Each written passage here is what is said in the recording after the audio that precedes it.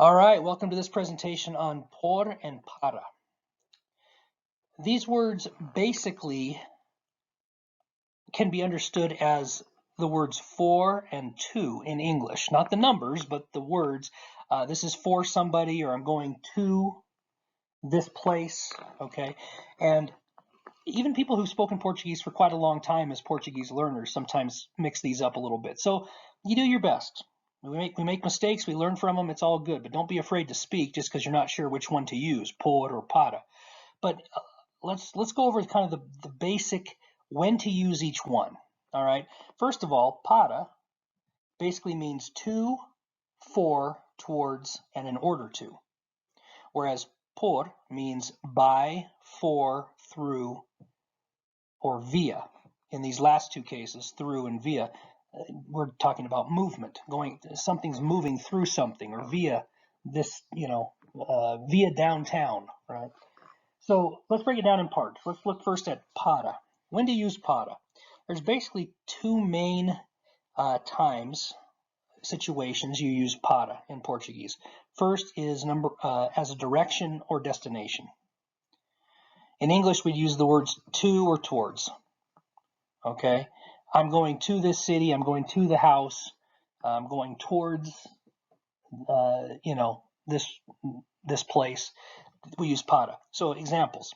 O trem para Lisboa é às 18 horas.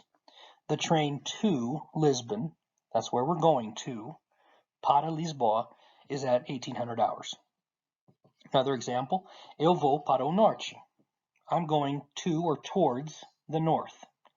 That's my direction. Okay, so para, direction, destination. Second time to use it is as the purpose of something. In English, we use the words for, to, or in order to. So examples. Para que você está fazendo dieta? What are you doing a diet for? For what purpose? All right. So para que? For what? Yeah. Next example. Para passar no exame, preciso estudar. Para passar no exame, preciso estudar. In order for, or for me to pass the test, the exam, I need to study. Okay, so para passar, for me to pass, or in order to pass. Okay, para. More examples then of para based on these two kind of contexts. First, esta caneta serve para escrever. This pen is useful or serves for writing. That's the purpose of the pen. Para escrever. Vou a São Paulo para comprar roupa. I'm going to São Paulo to buy some clothes. All right, that's the purpose of my trip. So, and I'm going in order to buy clothes. Este ônibus vai para o centro da cidade. This bus goes towards or to the center of the city. All right, that's the destination, that's the direction. Para. Next one, vou comprar bolo para a Maria. I'm going to buy a cake for Maria. I'm going to give it to Maria. Okay, this is going to be like a present. I'm giving it to her. Para a Maria. And finally, para ele entender, tem que estudar. In order for him to understand, he has to study. Okay, para ele entender. For him to understand, in order for him to understand. So that's when you use para. Direction or destination, the purpose of something. Okay, now let's look at por. We use por in Portuguese in these following circumstances, and I've listed 4 of them. First, when you're doing something for or in behalf of someone else. You're taking their place. You're doing it so they don't have to. Example, eu telefono ao Pedro por você. I call Pedro for you, on behalf of you. Okay, I'll make the call so you don't have to. Number 2, when referring to numbers, quantity. How many years, how many miles, how much did something cost, okay? Like I bought this for, so here's the example. Comprei esta camisa por $30. I bought this shirt for $30. That's how much it was. It was for $30, okay? When expressing movement, number 3, to or through where. So, example, eu vou te passar o livro pela janela. I'll pass you the book through the window, okay? Via the window. So, you're saying, well, where's the por in this sentence? Look at the word pela. Pela is por plus the a janela. Por a. Pela. All right, we've gone over this before in a previous video, but that's where you get the pela. And we'll talk about that right at the end as well. Okay, these contractions. And then number 4, when expressing the agent of a passive action, replying to the question, by whom? Okay, so example, a fruta foi comida por ele. The fruit was eaten by him. Por ele, by him. Okay, so here's some other examples. Eu faço o exercício por você.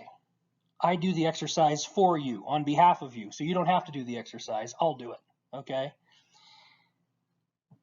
Next one. Nós falamos por 3 horas. We spoke for 3 hours. That was how much time, the duration, for 3 hours, okay? Next one. Este voo vai por Chicago. This flight goes through Chicago, via Chicago. Now, if I said este voo vai para Chicago, that would indicate that's the destination of the flight. That's where we're going. That's where we're going to end up. Okay, para Chicago, that's the destination. Por Chicago means it goes through Chicago.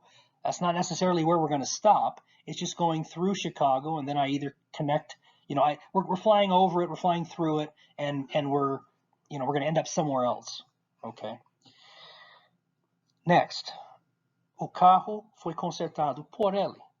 The car was repaired by him. This is one of those agent of the passive action. But just if it's something, this was done by him, by her, by us, then it's por. Okay, and another example of that, o suco é tomado por ele. The juice is drank or drunk by him.